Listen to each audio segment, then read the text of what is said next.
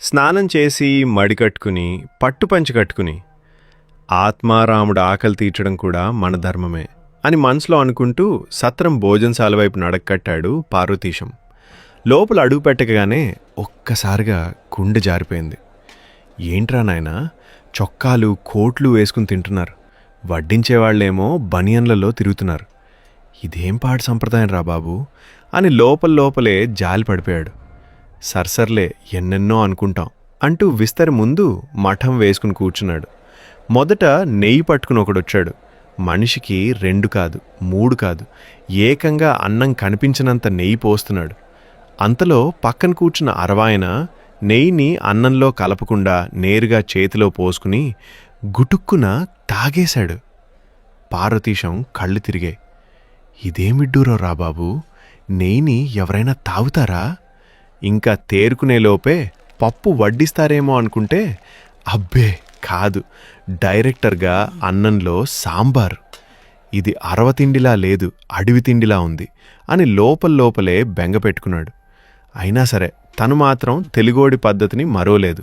ముందు ఫఫ్ఫు తర్వాతకు వేరువేరుగా వేసుకున్నాడు. కానీ ఫఫ్ఫులోకి నెయ్యి మాత్రం చాలలేదు. అరవం రాదు, ఇంగ్లీష్ మనది కాదు. ఏమోయ్, ఇటురా, నెయ్యి వెయ్యి అని పిలిచాడు. వాడొచ్చి నెయ్యి వేస్తూ చల్లగా అన్నాడు, ఎక్స్ట్రా సారువాడు. ఎక్స్ట్రా అంటే పొగడతనుకున్నాడు మనవాడు. ఓహో, నా గొప్పతనం గుర్తించారా అన్నట్టు మీసం మెలేసి తల ఊపాడు.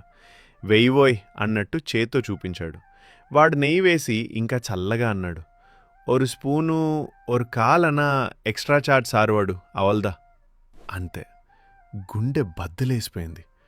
ఒరి నీ అరవంగా, ఎక్స్ట్రా అంటే పొగడ్తి కాదు, డబ్బులు బొక్క అని అర్థమైంది. పక్కన వాళ్ళు కిసుక్కుని నవ్వుతుంటే ఆ నెయ్యి కక్కలేక మింగలేక గొంతులో తోశాడు. ఎక్స్ట్రా డబ్బులు బిల్లు కళ్ళల్లో కుళాయి తిప్పింది. తలదించుకుని గబగబా తిన్నాడు. బయటికొచ్చి కౌంటర్ దగ్గర నిల్చున్నప్పుడు చేతిలో నాణేలు, కళ్ళలో నీళ్లు. అప్పుడే పార్వతీశానికి అర్థమైంది, ఈ నగరంలో పొగడ్త కూడా బిల్లుతోనే వస్తుందిరా బాబు. అలా 1 స్పూన్ చెన్నపట్న నెయ్యి ఎక్స్ట్రా 3 రూపాయల బిల్లు దెబ్బకి ఎక్స్ట్రా ఇంగ్లీష్ నేర్పించేసింది. మళ్ళీ కలుద్దాం.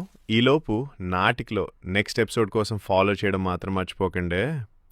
ఉంటానండి మరి.